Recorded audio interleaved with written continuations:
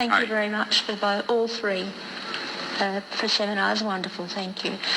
My question is that you said that you had the blood of our Lord examined by the Israelis. That's correct. What was their determination of that? Okay. Now, we won't be able to take second questions. I'm sorry if you're on your second one, please just step out. I love you, but we're running out of time. Real quickly, okay, dried blood is dead blood. Everybody knows that, all right? They can test the blood of the pharaohs, the mummies of the pharaohs, all right? There's certain things they can do. They cannot get a chromosome count by any method I'm familiar with, all right? Things keep changing. I don't profess to know everything. However, there's no way I know that you can get a chromosome count out of dead blood. You can get a DNA and some other things, but not a chromosome count, all right? That's done by living white blood cells. Now then, first of all, in this analysis, I took the blood into a laboratory in Israel. I asked one of the people I work with in antiquities, where is a good laboratory that does reliable work?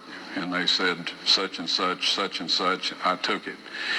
I just said, please examine this blood and tell me what you can tell me about it.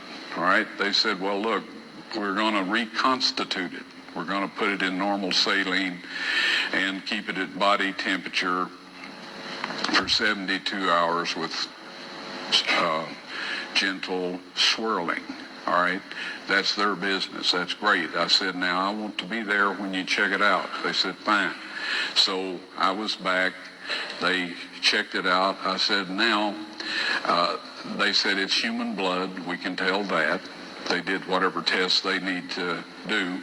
And then I said, take some of the white blood cells and put them in a growth medium and keep them at body temperature for 48 hours. And they said, well, that'll do no good because it's dead blood. I said, would you please do that for me? And they said, okay, we'll do it. So anyway, I said, I want to be there when you take it out and examine it.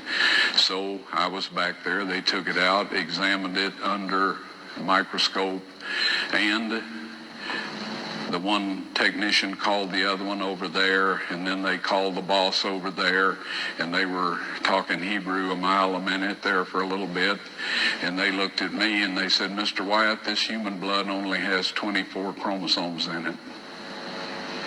Everybody else has 46. You see, 23 from your mother, 23 from your father, 22 autosomes from your mother, 22 autosomes from your father. You get an X from your mother, you may get an X or a Y from your father, all right? This blood had 23 chromosomes from the mother's side, one Y chromosome only. You see, the child could not have developed if they hadn't had the autosomes from the mother. So all of his physical characteristics were determined by his mother's side of the family, her autosomes. His maleness was determined by this one Y that came from a source, not a human male. Then they said, this blood is alive.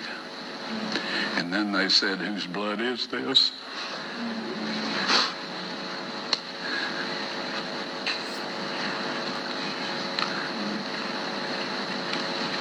I said, it's the blood of your Messiah.